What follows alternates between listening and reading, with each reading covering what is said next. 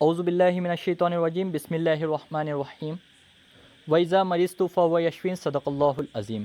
سب سے پہلے آج جامع الادویہ کے ہی کچھ ٹاپک اور تاریخ طب کے ساتھ میں نے ان کو لیا ہوں۔ جامع الادویہ کے ٹاپک کے اندر قرابدین ہم کو آتی ہے۔ اب قرابدین کو یاد رکھنا، کچھ قرابدین اپنے طبیبوں کے نام ہی سے ہے اور کچھ قرابدین الگ ناموں سے، مترادف ناموں سے ہے۔ سب سے پہلے کہ قرابدین ہے کیا؟ تو قرابدین مرکبات کی ایک ایسی کتاب ہوتی ہے جو گورنمنٹ سے منظور شدہ ہوتی ہے۔ اس کتاب کو قرابدین کہا جاتا ہے۔ اور قرا اور بدین، قرا کے معنی دواؤں کے ہوتے ہیں اور بدین کے معنی، دین کے معنی جو ہے دیگ کے ہوتے ہیں۔ ایسی دوائیں جن کو دو یا دو سے زائد دواؤں کو دیگ کے ذریعے بنایا جاتا ہے اور ان کے اوپر جو کتابیں لکھی گئی ہیں ان کو قرابدین کہا جاتا ہے، جو گورنمنٹ سے منظور شدہ کتابیں ہوتی ہیں۔ سب سے پہلے قرابدین کی بات کی جائے تو کچھ کتابیں اپنے طبیب کے نام سے ہی کچھ قرابدین موجود ہیں، جس طریقے سے قرابدین اعظم، قرابدین اعظم جو ہے حکیم اعظم خان رامپوری کے نام سے ہی موجود ہے۔ اسی طریقے سے قرابدین بقائی جو کہ حکیم بقا خان کی وجہ سے موجود ہے، قرابدین زکائی حکیم زکا خان کی وجہ سے، اسی طریقے سے شفائی جو ہے قرابدین شفائی شفا خان کی وجہ سے جو ہے اس کا نام ہے۔ اسی طریقے سے کچھ قرابدین اپنے طبیب کے الگ نام سے ہیں، جیسے قرابدین کبیر۔ تو محمد حسین نے جو ہے قرابدین کبیر لکھا۔ قرابدین کبیر، تو اس کو یاد اس طریقے سے رکھیے، محمد حسین کبیر، ٹھیک ہے۔ اسی طریقے سے قرابدین مجیدی۔ اب قرابدین مجیدی جو ہے یہ لکھنے والے کون ہیں؟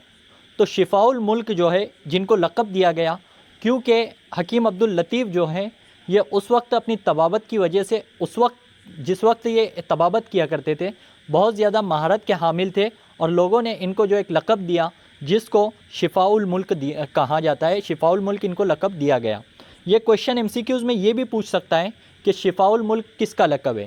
جس طریقے سے مسیح الملک یا حاذق الملک جو ہے حکیم اجمل خان کا لقب تھا، اسی طریقے سے شفاء الملک عبداللطیف کا لقب تھا۔ یہ خاندان عزیزی کے ہیں اور یہ کویشچن بھی آ سکتا ہے کہ کون سے طبیب خاندان عزیزی کے ہیں، کون سے طبیب جو ہے خاندان شریفی کے ہیں، کون سے طبیب اموری خاندان کے ہیں، کون سے طبیب مغلیہ خاندان کے، اس طریقے سے بھی کویشچن آ سکتے ہیں۔ اب بات کی جائے کہ مجیدی، تو مجیدی جو ہے یہ یاد رکھیے کہ عبداللطیف مجیدی نے قرابدین مجیدی لکھی ہیں۔ اسی طریقے سے کہ نیاز احمد کوکبی یعنی قرابدین کوکبی نیاز احمد نے لکھی ہیں۔ اسی طریقے سے اکبر ارزانی کی دو قرابدین ہیں، ایک قرابدین اکبری اور ایک ہے قرابدین قادری۔ تو قرابدین اکبری اور قرابدین قادری، یہ دو قرابدین لکھنے والے اکبر ارزانی ہیں۔ اکبر ارزانی کو یاد رکھیے، ایک تو اکبری اپنے نام ہی کی وجہ سے ہے، دوسری جو قرابدین ہے قادری۔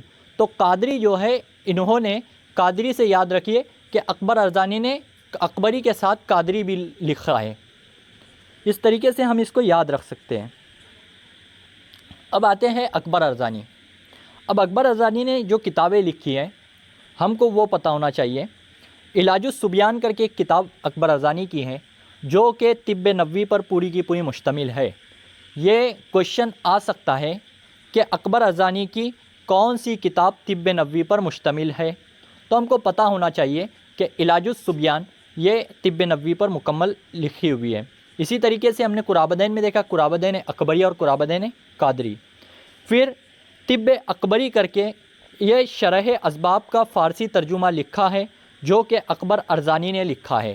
یہ پوچھ سکتا ہے کہ شرح اسباب کا فارسی ترجمہ کس نے لکھا ہے؟ تو ہم کو پتہ ہونا چاہیے کہ شرح اسباب کا فارسی ترجمہ اکبر ارزانی نے طب اکبری کے نام سے لکھا ہے۔ اسی طریقے سے یہ میزان الطب کہ طب کا جو میزان ہے، طب کو تولنے والا کون ہے؟ تو اکبر ارزانی ہے۔ میزان کے معنی تولنے کے ہوتے ہیں، یعنی میزان، طب کو میزان یعنی تولنے کے برابر اکبر ارزانی نے جو کتاب لکھی ہے یہ اکبر ارزانی کی ہے۔ اس طریقے سے اس کو شارٹ یاد رکھیے۔ اسی طریقے سے اکبری آ گیا، مجربات اکبری، تو یہ اکبر ارزانی کی ہیں۔ کچھ کتابیں اکبر ارزانی کی آسانی سے یاد ہونے جیسی ہے، جیسے قرابدین اکبری ہو گیا، طب اکبری ہو گیا اور مجربات اکبری ہو گیا۔ اس کے بعد ایک آتا ہے حکیم اجمل خان۔ سب سے پہلے کہ حکیم اجمل خان کے ہم تعارف کی بات کی جائے تو حکیم اجمل خان یہ شریفی خاندان کے اندر پیدا ہوئے۔ شریفی خاندان دہلی کا ایک خاندان تھا جو شریفی منزل کے اندر یہ پیدا ہوئے۔ ان کی پیدائش جو ہے 1868 کے اندر شریفی منزل کے اندر ہوئی، اور ان کو انگریزوں نے جو ہے حاذق الملک، مسیح الملک کا خطاب ان کو دیا، حاذق الملک کا خطاب دیا، لیکن اس کو جو ہے انہوں نے لینے سے انکار کر دیا۔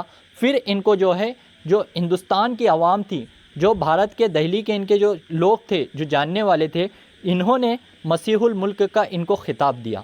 اس طریقے سے کہ یہ پوچھ سکتا ہے ایم سی کیوز کہ حکیم اجمل خان کے مترادف نام کیا ہے یا کس ناموں سے ان کو جانا جاتا ہے، تو مسیح الملک اور حاذق الملک کے نام سے ان کو جانا جاتا ہے۔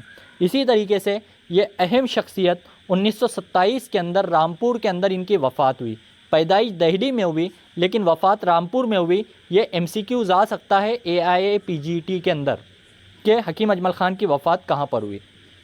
دوسری چیز کہ ان کی کتابوں کی بات کی جائے، میں نے گروپ کے اندر ایک کوشچن یہ بھی ڈالا تھا کہ الطاعون کر کے کتاب الطاعون کس کی کتاب ہے، تو کتاب الطاعون ایک ہی کتاب ہے جو کہ لکھنے والے حکیم اجمل خان ہے۔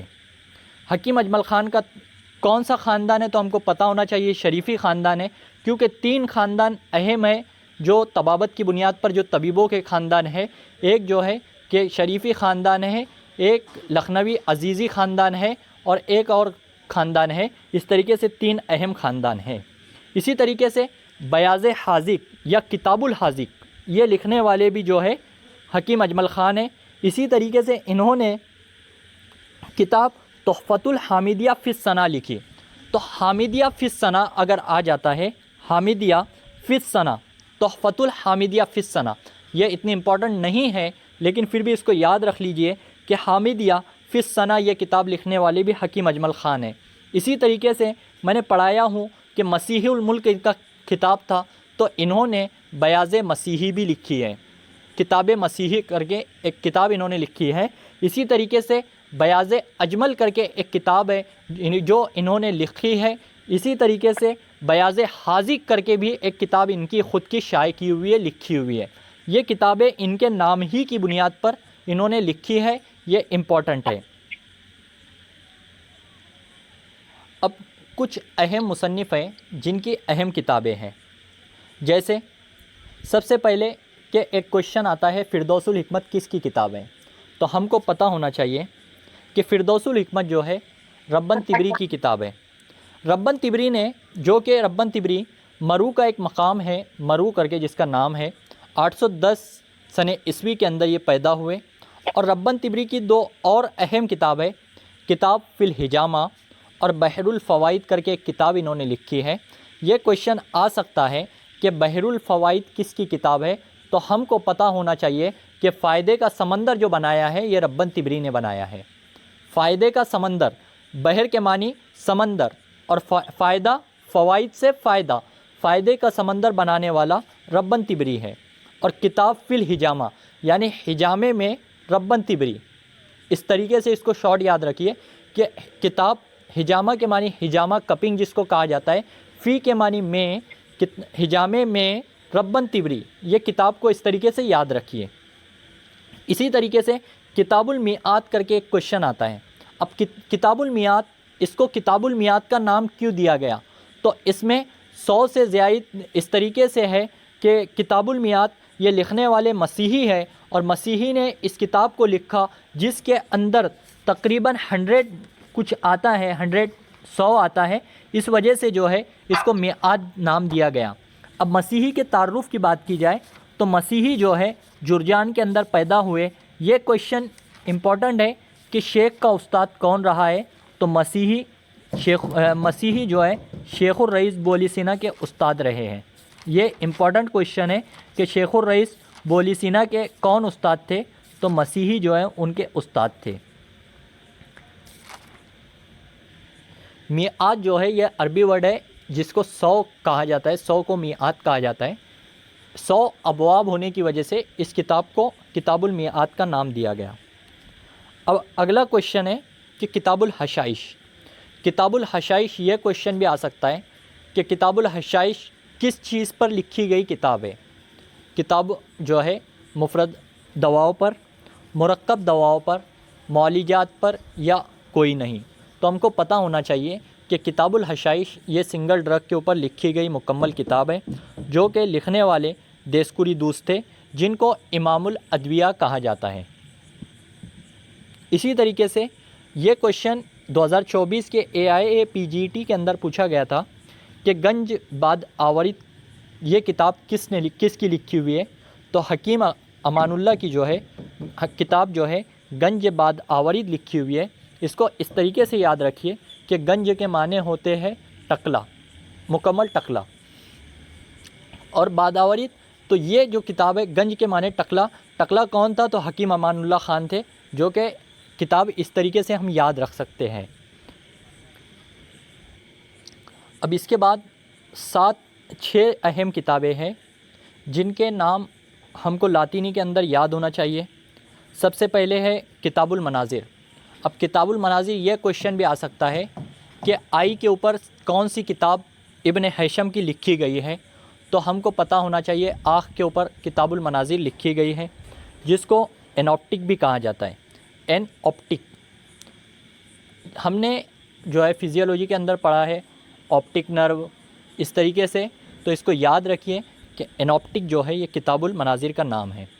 اسی طریقے سے کتاب الحاوی، کتاب الحاوی جو ہے یہ زکریا رازی کی ہے، جس کو لائبر کنٹیننس کے نام سے جانا جاتا ہے۔ یہ کویشچن 3 ہیں، ایک لائبر کنٹیننس ہے، ایک لائبر کولیگیٹ ہے، اور ایک لائبر ریجیس ہے۔ میں یہ کویشچن گھما پھرا کے ڈالا ہوں گروپ کے اندر، جو واٹس ایپ کا گروپ ہے اس کے اندر یہ تینوں کویشچن ڈال چکا ہوں کہ لائبر ریجیس کس کا نام ہے۔ آج ہی کویشچن پوچھا ہوں، تو اس کو یاد رکھنا ہے کہ حاوی جو ہے ہم نے یاد رکھا ہے، پتہ ہے ہم کو سب سے آسان کتاب ہے یہ، کہ کتاب الحاوی جو ہے زکریا رازی کی ہے۔ اسی طریقے سے کتاب الفاخر یہ بھی زکریا رازی کی ہے، کتاب الشامل یہ بھی زکریا رازی کی ہے۔ یاد رکھنے کے میں طریقے بتا چکا ہوں۔ اسی طریقے سے لائبر کنٹیننس اگر آتا ہے تو ہم کو پتہ ہونا چاہیے کہ زکریا رازی کی کتاب الحاوی ہے۔ اسی طریقے سے کولیگیٹ جس کو کلیات کہا جاتا ہے، کتاب الکلیات جو ہے ابن رشد کی لکھی ہوئی کتاب ہے۔ اب یہ کویشچن آ سکتا ہے کہ ابن رشد کا شمار کون سے اطباؤں میں ہوتا تھا؟ تو ہم کو یہ پتہ ہونا چاہیے کہ ابن رشد جو ہے ابن رشد کا شمار اندلس کے اطباؤں میں ہوتا تھا۔ کویشچن دے سکتا ہے وہاں پر مغلیہ دور کے اطباؤں میں، دہلی کے اطباؤں میں، یا کوئی نہیں، یا اندلس کے اطباؤں میں۔ تو ابن رشد کا شمار جو ہوتا تھا کہاں کے اطباؤں میں ہوتا تھا؟ اندلس کے اطباؤں میں۔ اسی طریقے سے کتاب التصریف، یہ کویشچن دیکھو کتاب التصریف کیا ہے؟ کتاب التصریف یہ ایک کتاب ہے جو کہ لکھی گئی ہے علم الجراحت کے اوپر، سرجری کے اوپر مکمل لکھی گئی کتاب ہے۔ لکھنے والے ابو القاسم زہراوی ہے۔ امپورٹنٹ ہے کہ ابو القاسم زہراوی نے جو کتاب لکھی ہے اس کو کتاب التصریف کہا جاتا ہے، جو کہ مکمل کتاب تقریباً کتاب جو ہے یہ پوری لکھی ہوئی، یہ جراحت کی وجہ سے اس کو اہمیت حاصل ہوئی۔ اس کتاب کے کون سے مقالے کے اندر، یہ بھی پوچھ سکتا ہے کہ کتاب التصریف کے کون سے مقالے کے اندر جو ہے جراحت کا علم ہے؟ تو 30ویں جراحت کا علم 30ویں مقالے کے اندر ہے۔ 30واں جو مقالہ ہے اس کے اندر جراحت کا مکمل علم دیا ہوا ہے۔ اس کو لاطینی کے اندر جو کہا جاتا ہے وہ ویڈ میکم کے نام سے جانا جاتا ہے۔ تو میکم، ویڈ میکم یہ تصریف کو کہتے ہیں، کتاب التصریف کو۔ اسی طریقے سے ایک کتاب یہاں پر امپورٹنٹ ہے تقویم الصحہ، اس کا بھی جو لاطینی لفظ ہے اس سے ہم کو یاد رکھنا ہے کہ تقویم الصحہ کس کی لکھی ہوئی کتاب ہے؟ تو ابن بطلان کی یہ لکھی ہوئی کتاب ہے۔ دیکھو اس طریقے سے بھی کویشچن دے سکتا ہے کہ تقویم الصحہ کس کی لکھی ہوئی کتاب ہے؟ ابن بطلان، ابن جزلہ، یا پھر ابن زہر، اس طریقے سے گھما سکتا ہے کویشچن۔ تو ہم کو یہ کویشچن ٹرک رکھنا ہے یاد کہ صحہ یہ بطلان نے صحہ لکھی، ٹھیک ہے؟ کتاب الصحہ بطلان کی لکھی ہوئی ہے، جس کا لاطینی لفظ تھیٹرم سینیٹیٹس کے نام سے جانا جاتا ہے۔ اب صحہ کے معنی سینیٹیٹس سے اس کو یاد رکھیے کہ سینیٹیٹس جو ہے صحہ کو کہتے ہیں۔ یا پھر صحا کے اندر جو ہے صاد آ رہا ہے اور سینیٹیٹس کے اندر بھی صاد آ رہا ہے. سینیٹیٹس کو ایزیلی یاد رکھ سکتے ہیں کہ صحا سینیٹیٹس. اس کے بعد کتاب الصنعت. اب کامل الصنعت جو ہے اس کو اس طریقے سے بھی پوچھ سکتا ہے کہ کتاب الملکی کس نے لکھی. تو کامل الصنعت جو ہے اسی کا مترادف نیم ہے کتاب الملکی یا کتاب القوانین. تو کامل الصنعت یہ مکمل لکھنے والے مجوسی ہے علی ابن عباس مجوسی. مجوسی نے ایک کتاب لکھی جس کو کامل الصنعت کا نام دیا گیا اور لائبر ریجیس کے نام سے جس کو لاطین کے اندر جانا جاتا ہے. لائبر ریجیس آیا، ریجیس کے معنی صنعہ، سینیٹیٹس صحہ، پھر میکم تصریف، کولیگیٹ کلیات، کانٹیننس حاوی اور اینوپٹک مناظر. اس طریقے سے ہم یہ شارٹ طریقے سے یاد رکھ سکتے ہیں. دیکھیے کامل الصنعت جب یہ کتاب شیخ خررئیس بولی سینا کے سامنے سے جب گزری، ان کی نظر کے سامنے سے گزری، تو انہوں نے یہ جملہ کہا تھا. یہ کویشچن آ سکتا ہے کہ کامل الصنعت کے بعد دیکھنے کے بعد کون سے طبیب نے کہا تھا کہ اگر یہ میرے سامنے سے گزرتی تو مجھے کتاب لکھنے کی ضرورت پیش نہ آتی. تو شیخ الرئیس بولی سینا جب یہ کتاب دیکھے کامل الصنعت جو کہ لکھی ہوئی علی ابن عباس مجوسی کی تھی، تو شیخ الرئیس بولی سینا نے کہا کہ اگر یہ کتاب میرے کتاب لکھنے کے پہلے اگر میرے سامنے سے گزر جاتی تو میں القانون فی الطب کبھی نہیں لکھتا. یہ کویشچن یاد رکھیے، ذہن میں اپنے رکھیے. دیکھیے کتاب الصیدلہ جو ہے یاد اس طریقے سے رکھیے کہ کتاب الصیدلہ، صیدلہ جو کتاب ہے صرف صیدلہ، کتاب الصیدلہ یہ رازی کی لکھی ہوئی ہے. ابو الصبور نے صیدلہ فی الطب لکھا ہے، یعنی صیدلہ فی الطب جو کتاب ہے یہ ابو الصبور کی ہے، اور سیدنا اگر آتا ہے تو یہ ابو ریحان البیروتی کی ہے. امپورٹنٹ ہے کہ سیدنا آتا ہے تو ابو ریحان یاد رکھیے، سیدلہ رازی اور سیدلہ فی الطب ابو الصبور کی کتاب ہے. یہ امپورٹنٹ کویشچن ہے اور یہ گھما پھرا کے پوچھنے کے چانسز ہے. اکثر ایسے کویشچن کہاں پوچھے جاتے ہیں جہاں پر جو ہے اسرشن اور ریزن دیا جاتا ہے. کہ اس طریقے سے بھی یہ کویشچن بن سکتا ہے کہ کتاب الصیدلہ ابو ریحان بیروتی کی ہے. دوسرا کویشچن اس طریقے سے بھی دے دے گا کہ کتاب الصیدلہ فی الطب یہ ابو الصبور کی ہے. اے صحیح ہے، بی صحیح ہے، دونوں صحیح ہے یا دونوں غلط ہے. تو ہم کو پتہ ہونا چاہیے کہ کتاب الصیدلہ جو ہے یہ رازی کی ہے، ابو الریحان بیروتی کی نہیں ہے. اس طریقے سے ایم سی کیوز گھما سکتا ہے. امید کرتا ہوں کہ آپ کو یہاں تک سمجھ میں آیا ہوگا. جزاک اللہ خیر.